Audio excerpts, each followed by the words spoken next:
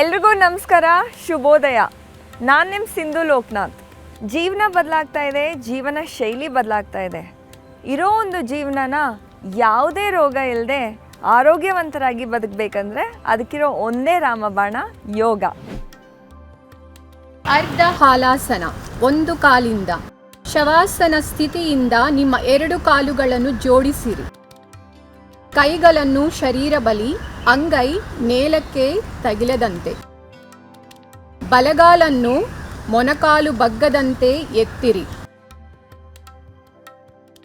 ಬೆರಳುಗಳು ಮೇಲೆ ತೋರುವಂತೆ ಶರೀರದಿಂದ 90 ಡಿಗ್ರಿ ಕಾಲನ್ನು ಮೇಲೆ ಎತ್ತಿರಿ. ಆರಾಮಾಗಿ ಆಗುವವರೆಗೆ ಈ ಸ್ಥಿತಿಯಲ್ಲಿ ಇರಿರಿ.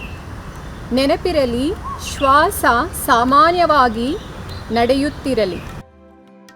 ಮೆಲ್ಲನೆ ಕಾಲನ್ನು ಕಾಲದಡೆಗೆ ತರುತ್ತಾ ಆಸನದಿಂದ ಹೊರಬನ್ನಿರಿ.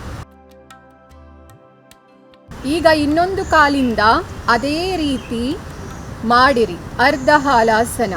ಇದಕ್ಕೆ ಹೆಸರು ಬರಲು ಕಾರಣ, ಸ್ಥಿತಿಯಲ್ಲಿ ಶರೀರ ನೆಗಲಿನಂತೆ ತೋರುತ್ತದೆ.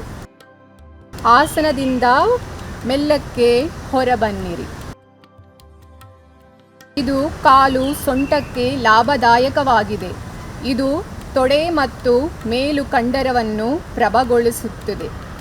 ಕಿಡ್ನಿ, ಪ್ಯಾಂಕ್ರಿಯಾಸ್, ಕರಾಳುಗಳಲ್ಲಿ ರಕ್ತ ಪ್ರವಾಹ ಹೆಚ್ಚಿಸುತ್ತದೆ.